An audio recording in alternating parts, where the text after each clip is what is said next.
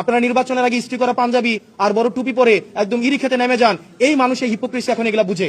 আপনারা গার্মেন্টস শ্রমিক ফুটপাতে এখন যে যাচ্ছেন ভোট চাইতে ব্লাডি সিটিজেনের কাছে, আপনারা ম্যান্ডেটের জন্য ঠিকই ব্লাডি সিটিজেনদের কাছে আসেন, রাস্তার মধ্যে রক্ত দেয় ব্লাডি সিটিজেনরা। এই ব্লাডি সিটিজেনের রক্তের উপরে দাঁড়িয়ে আপনারা বিদেশে ব্যবসা করেন, ছেলে মেয়েদেরকে বেগম পাড়ায় রাখেন, সেফ এক্সিট নেন, ডুয়েল সিটিজেনশিপ নেন এবং নিরাপদ যখন দেখেন তখন বাংলাদেশে এসে ব্লাডি সিটিজেনদের রক্তের উপরে দাঁড়িয়ে তখন আবার নির্বাচনে দাঁড়াবেন। আর নির্বাচনে যদি দেখেন উত্তর দক্ষিণ হয়েছে আবার তখন দেশ থেকে পালিয়ে যাবেন। এই ধরনের বাংলাদেশ আমরা 24 পরবর্তী সময়ে আমরা এই বাংলাদেশ দেখতে চাই না। সেটি নিয়ে আমরা নির্বাচন কমিশন আপত্তি জানিয়েছি এবং সকল আইনজীবী এই জহুরুল ইসলাম মুসার প্রতি যে ধরনের আচরণ করা হয়েছে এটা সকল আইনজীবীদের প্রতি আমি মনে করেছি এটা তাদের মানহানি করা হয়েছে এবং কমিশনের মধ্যেই সকল পক্ষের আইনজীবী, শুধুমাত্র যে জহুরুল ইসলাম মুসা না, সকল পক্ষের আইনজীবী এখানে বিএনপি পন্থী বা অন্যান্য যেই আইনজীবীরা ছিলেন সবাই সেটা এই আব্দুল আওয়াল মিন্টুর আচরণে আহত হয়েছেন এবং তারাও সেখানে ইনস্ট্যান্ট তারা প্রতিবাদ জানিয়েছেন।